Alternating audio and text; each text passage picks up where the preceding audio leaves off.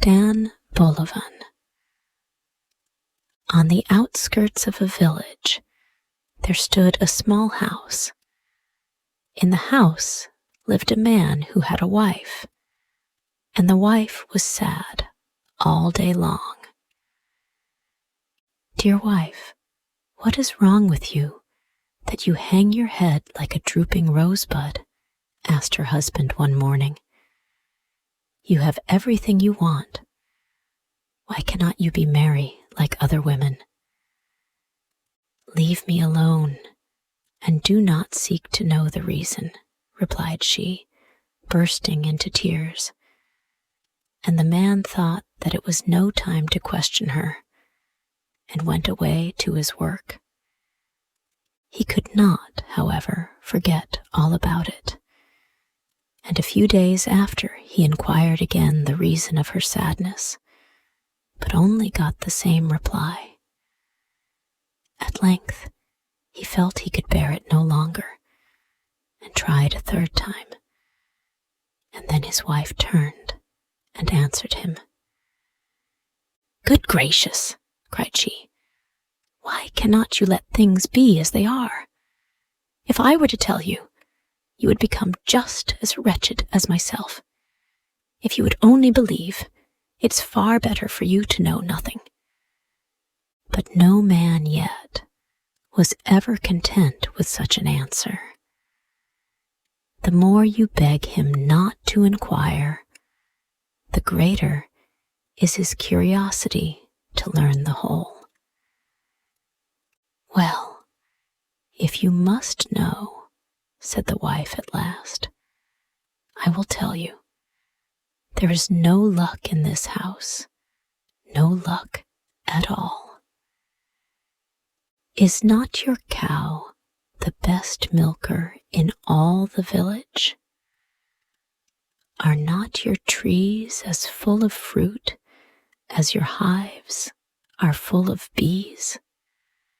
Has anyone cornfields like ours? Really, you talk nonsense when you say things like that."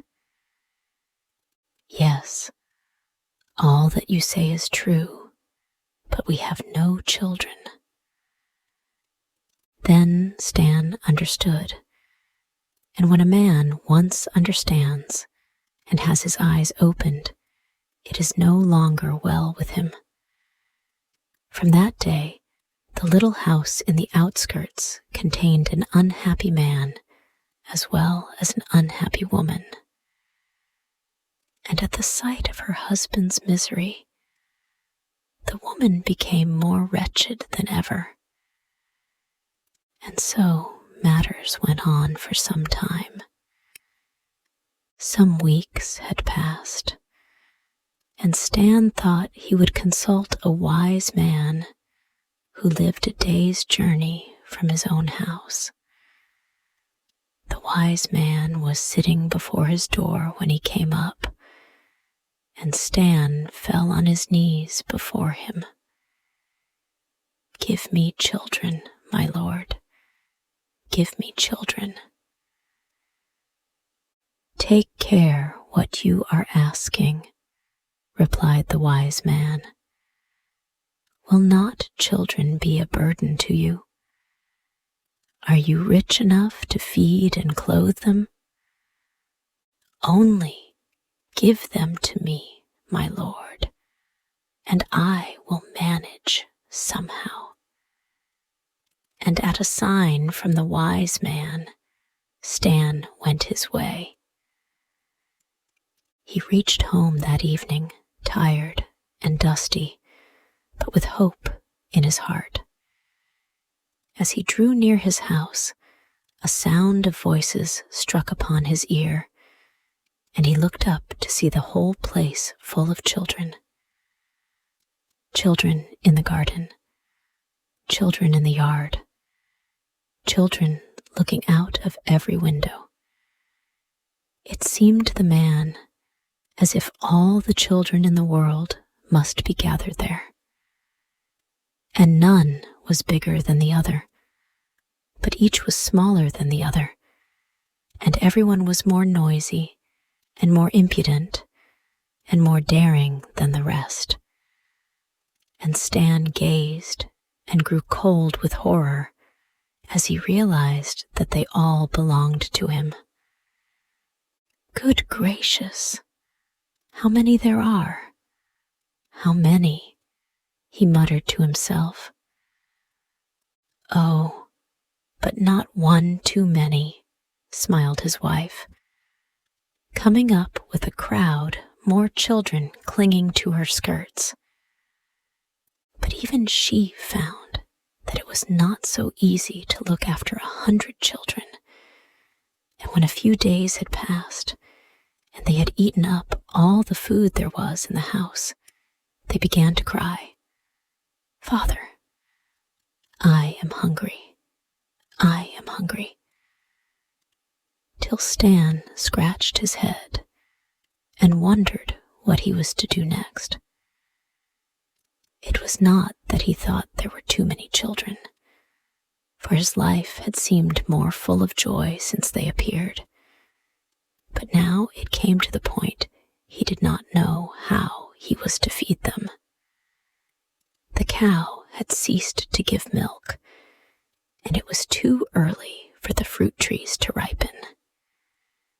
"Do you know, old woman," said he one day to his wife, "I must go out into the world and try to bring back food somehow, though I cannot tell where it is to come from." To the hungry man, any road is long.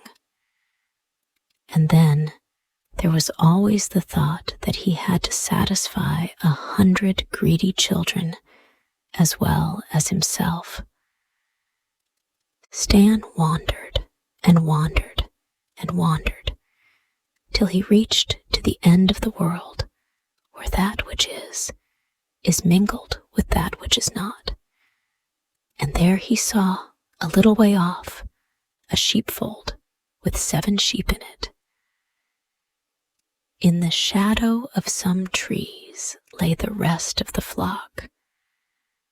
Stan crept up, hoping that he might manage to decoy some of them away quietly and drive them home for food for his family. But he soon found this could not be, for at midnight he heard a rushing noise, and through the air flew a dragon, who drove apart a ram, a sheep, and a lamb, and 3 fine cattle that were lying down close by. And besides these, he took the milk of 77 sheep and carried it home to his old mother, that she might bathe in it and grow young again. And this happened every night. The shepherd bewailed himself in vain. The dragon only laughed, and Stan saw that this was not the place to get food for his family. But though he quite understood that it was almost hopeless to fight against such a powerful monster, yet the thought of the hungry children at home clung to him like a burr and would not be shaken off. And at last he said to the shepherd, "What will you give me if I rid you of the dragon?" "1 of every 3 rams, 1 of every 3 sheep, 1 of every 3 lambs," answered the herd. "It is a bargain," replied Stan, though at the moment he did not know how, supposing he did come off the victor, he would ever be able to drive so large a flock home. However, that matter could be settled later. At present night was not far off, and he must consider how best to fight with the dragon. Just at midnight, A horrible feeling that was new and strange to him came over Stan, a feeling that he could not put into words even to himself, but which almost forced him to give up the battle and take the shortest road home again. He half turned. Then he remembered the children and turned back. "You or I," said Stan to himself, and took up his position on the edge of the flock. "Stop!" he suddenly cried, as the air was filled with a rushing noise, and the dragon came dashing past. "Dear me," exclaimed the dragon, looking round. "Who are you, and where do you come from?" "I am Stan Bolivan, who eats rocks all night, and in the day feeds on the flowers of the mountain. And if you meddle with those sheep, I will carve a cross on your back." When the dragon heard these words, he stood quite still in the middle of the road, for he knew he had met with his match. "But you will have to fight me first," he said in a trembling voice, for when you faced him properly, he was not brave at all. "I fight you?" replied Stan. "Why, I could slay you with one breath." Then, stooping to pick up a large cheese which lay at his feet, he added, "Go and get a stone like this out of the river, so that we may lose no time in seeing who is the best man." The dragon did as Stan bade him, and brought back a stone out of the brook. "Can you get buttermilk out of your stone?" asked Stan. The dragon picked up his stone with one hand and squeezed it till it fell into powder, but no buttermilk flowed from it. "Of course I can't," he said, half angrily. "Well, if you can't, I can," answered Stan, and he pressed the cheese till buttermilk flowed through his fingers.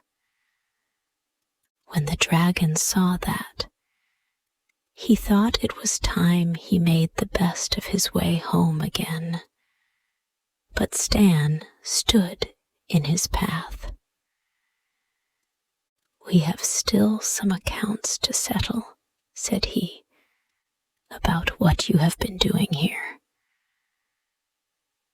And the poor dragon was too frightened to stir, lest Stan should slay him at one breath and bury him among the flowers in the mountain pastures.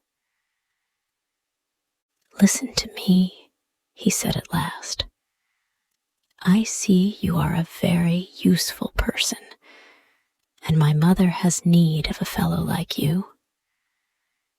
Suppose you enter her service for 3 days, which are as long as one of your years, and she will pay you each day 7 sacks full of ducats.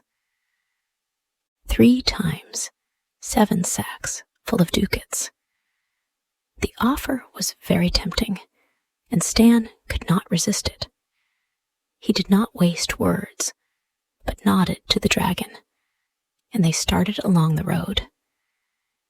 It was a long, long way, but when they came to the end, they found the dragon's mother, who was as old as time itself, expecting them.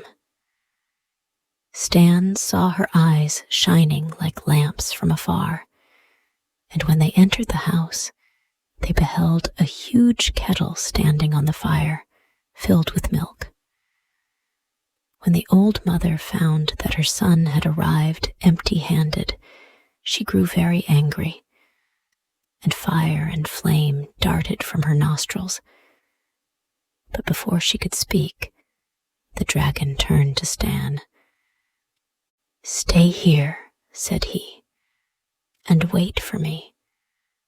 I am going to explain things to my mother."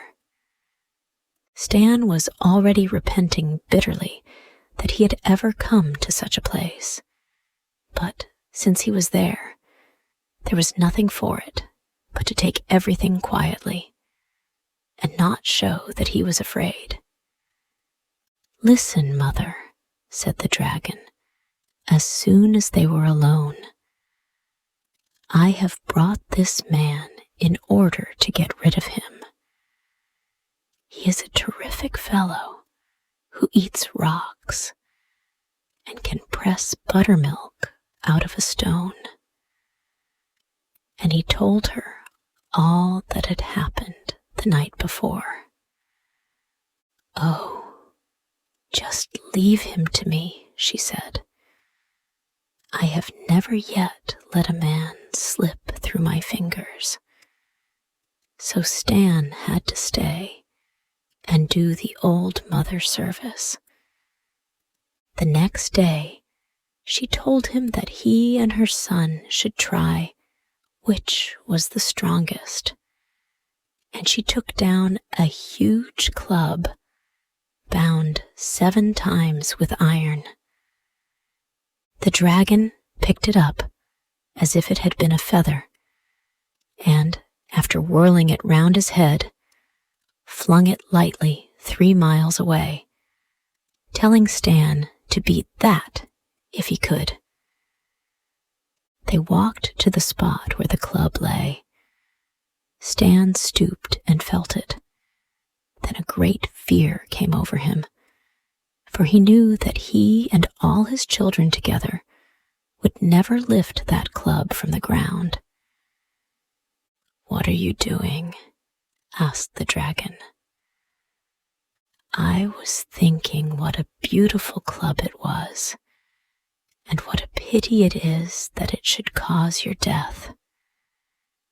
"How do you mean, my death?" asked the dragon. "Only that I am afraid that if I throw it, you will never see another dawn. You don't know how strong I am." "Oh, never mind that, be quick and throw. If you are really in earnest, let us go and feast for 3 days. That will at any rate give you 3 extra days of life." Stan spoke so calmly that this time the dragon began to get a little frightened, though he did not quite believe that things would be as bad as Stan said. They returned to the house, took all the food that could be found in the old mother's larder, and carried it back to the place where the club was lying. Then Stan seated himself on the sack of provisions and remained quietly watching the setting moon. "What are you doing?" asked the dragon. "Waiting till the moon gets out of my way." "What do you mean? I don't understand." "Don't you see that the moon is exactly in my way? But of course, if you like, I will throw the club into the moon." At these words, the dragon grew uncomfortable for the second time. He prized the club, which had been left him by his grandfather, very highly, and had no desire that it should be lost in the moon. "I'll tell you what," he said, after thinking a little. "Don't throw the club at all. I will throw it a second time, and that will do just as well." "No, certainly not," replied Stan. Just wait till the moon sets." But the dragon, in dread lest Stan should fulfill his threats, tried what bribes could do, and in the end had to promise Stan 7 sacks of ducats before he was suffered to throw back the club himself. "Oh, dear me, that is indeed a strong man," said the dragon, turning to his mother. "Would you believe that I have had the greatest difficulty in preventing him from throwing the club into the moon?" Then the old woman grew uncomfortable too. Only to think of it. It was no joke to throw things into the moon. So no more was heard of the club, and the next day they had all something else to think about. "Go and fetch me water," said the mother, when the morning broke, and gave them 12 buffalo skins, with the order to keep filling them till night. They set out at once for the brook, and in the twinkling of an eye, the dragon had filled the whole 12, carried them into the house, and brought them back to Stan. Stan was tired. He could scarcely lift the buckets when they were empty, and he shuddered to think of what would happen when they were full. But he only took an old knife out of his pocket and began to scratch up the earth near the brook. "What are you doing there? How are you going to carry the water into the house?" asked the dragon. "How? Dear me, that is easy enough. I shall just take the brook." At these words, the dragon's jaw dropped. This was the last thing that had ever entered his head, for the brook had been as it was since the days of his grandfather. "I'll tell you what," he said. "Let me carry your skins for you." "Most certainly not," answered Stan, going on with his digging, and the dragon, in dread lest he should fulfill his threat, tried what bribes would do, and in the end had again to promise 7 sacks of ducats before Stan would agree to leave the brook alone and let him carry the water into the house.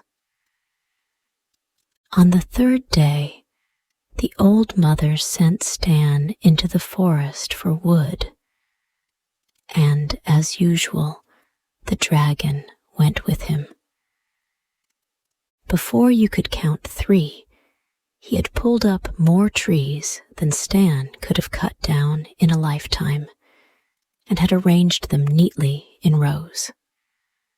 When the dragon had finished, Stan began to look about him, and choosing the biggest of the trees, he climbed up it, and breaking off a long rope of wild vine, bound the top of the tree to the one next it. And so he did to a whole line of trees. "What are you doing there?" asked the dragon. "You can see for yourself," answered Stan, going quietly on with his work. "Why are you tying the trees together?" "Not to give myself unnecessary work. When I pull up one, all the others will come up too." "But how will you carry them home?" "Dear me, don't you understand that I am going to take the whole forest back with me?" said Stan, tying 2 other trees as he spoke. "I'll tell you what," cried the dragon, trembling with fear at the thought of such a thing. "Let me carry the wood for you, and you shall have 7 times 7 sacks full of ducats."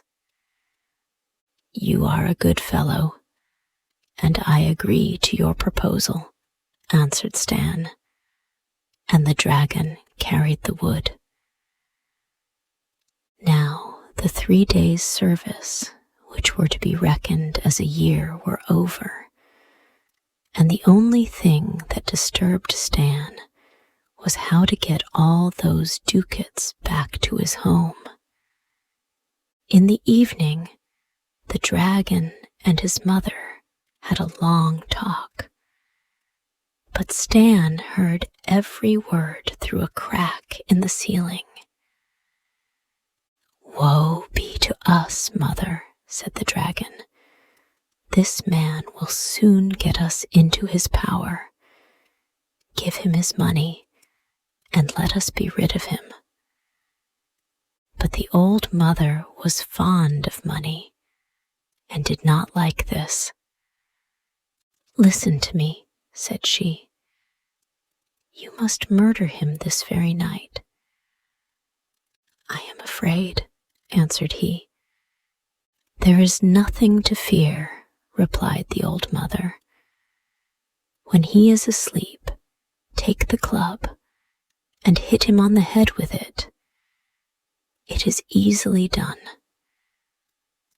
And so it would have been, had not Stan heard all about it. And when the dragon and his mother had put out their lights, he took the pig's trough and filled it with earth and placed it in his bed and covered it with clothes. Then he hid himself underneath and began to snore loudly. Very soon, the dragon stole softly into the room and gave a tremendous blow on the spot where Stan's head should have been. Stan groaned loudly from under the bed, and the dragon went away as softly as he had come. Directly he had closed the door, Stan lifted out the pig's trough and lay down himself, after making everything clean and tidy, but he was wise enough not to shut his eyes that night. The next morning he came into the room when the dragon and his mother were having their breakfast. "Good morning," said he. "Good morning. How did you sleep?" "Oh, very well. But I dreamed that a flea had bitten me, and I seemed to feel it still." The dragon and his mother looked at each other. "Do you hear that?" whispered he. "He talks of a flea. I broke my club on his head." This time, the mother grew as frightened as her son. There was nothing to be done with a man like this, and she made all haste to fill the sacks with ducats, so as to get rid of Stan as soon as possible. But on his side, Stan was trembling like an aspen, as he could not lift even one sack from the ground. So he stood still and looked at them. "What are you standing there for?" asked the dragon. "Oh, I was standing here because it has just occurred to me that I should like to stay in your service for another year.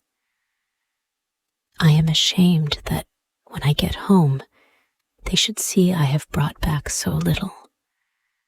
I know that they will cry out, 'Just look at Stan Bolivan, who in 1 year has grown as weak as a dragon.'"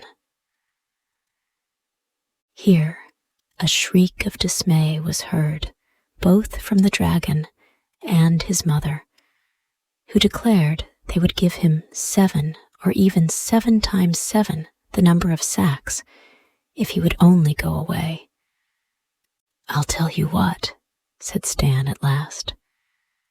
"I see you don't want me to stay, and I should be very sorry to make myself disagreeable. I will go at once, but only on condition that you shall carry the money home yourself, so that I may not be put to shame before my friends."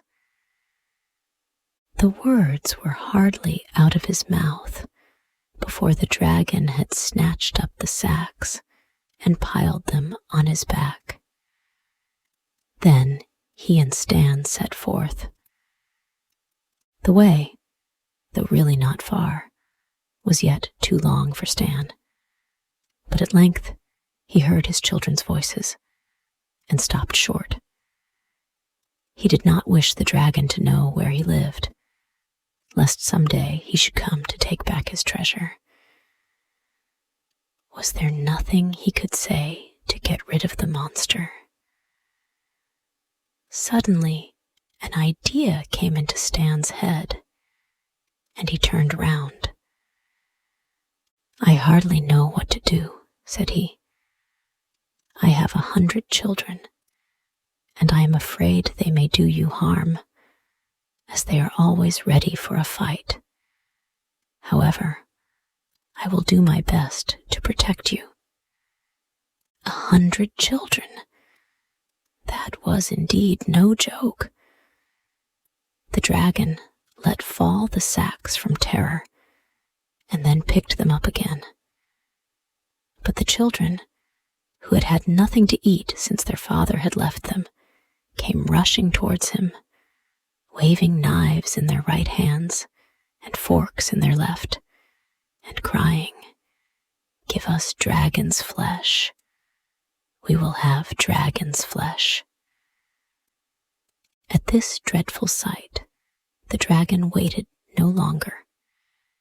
He flung down his sacks where he stood and took flight as fast as he could, so terrified at the fate that awaited him, that from that day he has never dared to show his face in the world again.